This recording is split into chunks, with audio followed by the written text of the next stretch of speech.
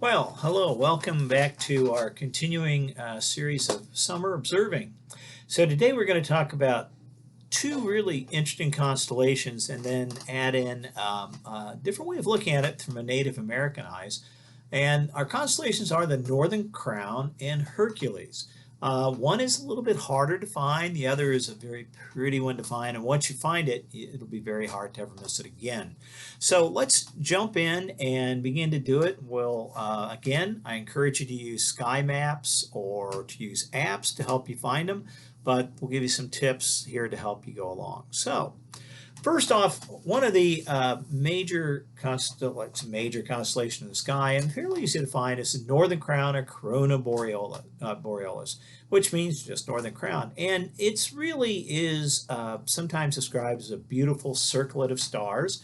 And you'll notice here that there's actually a picture of it that shows where Arcturus is. And if you go back, you'll read up again how we follow the tail of the Big Dipper down to Arcturus. We look for the constellation Boötes, which sometimes is called the Big Kite, but right near or not too far from it is this beautiful little circlet of stars. And Gemma is the brightest one, and it's fairly easy to pick out. An older star map shows it, and if you look at any of the sky maps and apps, you'll find it very well. Notice that it's right next to Hercules, which would be important because it's our other constellation. Now, in terms of why that crown got up there and all, that's kind of always a thing, but it was sometimes called the crown of Bacchus or Dionysius, depending on which mythology you follow, or the crown of Ariadne, and I'm sorry if I mispronounced that, but she was the daughter of King of Minos, and you may have remembered the story of the Minotaur, which was in a maze and a bull-like man that used to eat people, and every year people were sent in and sacrificed to the bull, and nobody could get out. Well, Theseus said, this has got to stop because it's my kingdom, my people who are going there. And he said, I'm going to go and get the bull, and we made a deal with the king and said, look, if I kill the bull, then everything's done. And the way he did it is he fell kind of in love with the king's daughter. And she gave him some string that he was able to go through and get his way out, kill the Minotaur, and then escape and sail away with her. Except it doesn't ever work that way in Greek or Roman mythology. What happened is that they went to the island of Naxos where Bacchus lived, and he kind of said, wow, I really kind of like her. And so he kind of said, well, I want to marry her. Theseus, get out of here, go away. And he said, okay, you and I are going to get married. She goes, well, I won't marry you unless you're a god, because I can't trust any man who would just run away. And so he took off his crown and said, well, I'm a god. And he threw the crown that he gave to her up in the sky. And that's what you see to this day is her crown. There are other stories, though, not just limiting us to Western culture. In the Middle East, it's called the beggar's dish because it's broken there. Some viewed it as a boot in Siberia or a polar bear's paw. Oops, sorry about that. Didn't want to jump back there. Let's go back. The polar bear's paw or the fishing net or the fish from Borneo.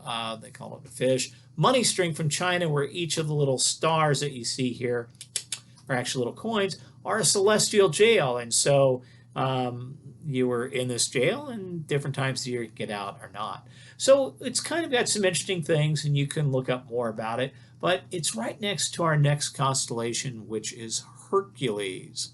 Now, Hercules, the strong man, and you can go online and find lots of stories about Hercules, but it is a very large constellation in the sky, but it's very faint, so it takes a little bit of practice. It's a challenge.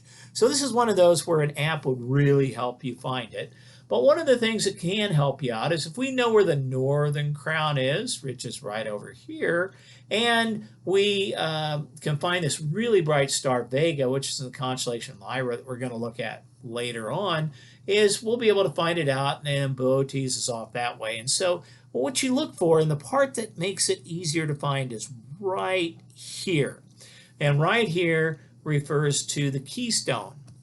And the reason the keystone is kind of nice, and we'll turn on the drawing tool here a little bit, is this keystone is a lopsided equilateral triangle, and if you know the state license plate of Pennsylvania, you may have recognized it. With binoculars, you might get this very faint globular cluster, which are hundreds of thousands, stars all packed together, very hard. It's really more of a telescope object, but this is what you look for to pick it out. It's very good. Now, as you look at this, one of the things you notice is that in this diagram, the head is here. Here is the head. And if you note, these denote the bent kneeling knees. In some constellations, it's called the kneeling man, however you want to do it. And it has to do with the 12 tasks of Hercules. And if you don't want to look that up, just wait and find a movie about Hercules or a TV show and you can do it. Elsewhere, this is also known as Gilgamesh in the Sumerian, or I love these titles, the Purple Forbidden Enclosure and Heavenly Market Enclosure of China, which really refer to some architecture pieces in China. Very cool. Now, if you're not a traditionalist, and that's okay, you may like what H.A. Ray did. He redrew all the constellation patterns to make them really recognizable. So instead of this being the body, the keystone being the body here, he made that the head. And instead of it being a kneeling leg here, he made that a club. And then down here where we had the club and some other things, made it more like he's still kneeling on one leg and his leg there. And if you look at this, you can see torso, arm, and all the rest. And again, you see Bootes and you see Vega that we're going to come back to and some other things. So a very different way maybe of looking at it, but also a pretty useful tool. And let me go back here. We'll erase these. A pretty useful way of looking at the constellation to do it. Now, I promised you something very different, and this is something very different.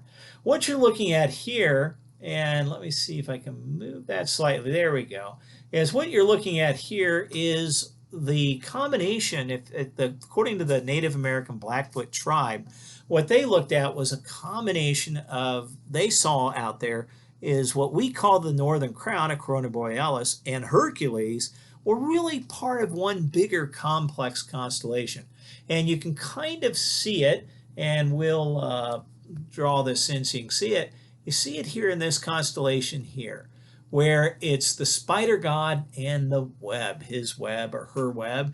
And what this spider god would do is it would sit up here watching all the Earth. And then in the summer, which is really kind of cool, it would come over here, and you may not recognize this right away, but if you go out in the summer, you'll find it. It's the Milky Way. It's the arms of our galaxy that we can see, and it would climb down here and come down to the Earth and do whatever spiders do. So all those spider webs at night, I'm not saying it's this, but the spiders are out at night. And so this is what this spider would do and then crawl back up. You also notice that you see the big bear over in here. And then if you follow the bear's tail, you actually get to the constellation, or get to Arcturus as well, which is sometimes called the Coyote's Eyeball. Now, it may not be totally clear, but if you look up at the sky with no constellation patterns, what you see is all of this. You go, I don't see what's happening. I see Arcturus. Okay, that's kind of cool, but what the heck? So if you look, you can see here, this is that circlet of stars, Gemma being the bright one. That makes up the Northern Crown of Corona Borealis. And what the Native Americans did is say, well, wait a second. We can go a little bit further and go this way and make a body. And we can go this way and we can make some legs. And you remember spiders have about 8 legs. And so they would have more, they could see better stars than we can. So they would have, the 8 legs of the spider and then its little head here and its pinchers, and it was ready to go get something to eat, except it needed a web. So what they saw is, remember, and I call this the spider's bottom. You can call it something else, but the spider's bottom. But then what they saw was, they saw this keystone that makes up the easiest part to pick out at Hercules. You say, no, wait a second, though. It kind of goes out like that on some of these other stars, and it kind of goes off that way, and maybe it goes off that way, and maybe a little bit that way, and a little bit that way. And then if you could circle up a little bit, you could start putting things together. and you could go around and around like this, and you know what you just made? A mess, of course, but really a spider web. So that's what they saw. Hercules, we would really have called the web of the spider, and then the bottom part of Corona Borealis, or the northern crown, makes up the spider itself. And so here you go, a giant spider in the sky that you could follow. So how do you find all this? Well, a little bit of practice, use naps and sky maps, but remember, what first lesson was to look at the Big Dipper, which is pretty easy to find. You arc to Arcturus, and then look just a little bit up Arcturus for the circlet of stars. And once you find that, the spider's bottom if you want, and you look a little bit further up, you have to look hard. This is very faint. Look for the keystone, and then you can begin to connect it together. Or go back and you can see Hercules or the Corona Borealis. So however you want to do it, and we'll erase it one more time so you can do it, so you can see it, and we'll stop inking. But again, how to find these things, we'll go back just a little bit, is they are in the sky together. So the Northern Crown and Hercules, and that'll complete this this lecture. And from here, we'll begin to work on some other things. The summer triangle will be our next focus. And then we're saving from that the giant archer and scorpion in the sky, or, if you like, Maui's hook, for those that would rather be in Hawaii. So thank you very much, and we'll talk to you another time.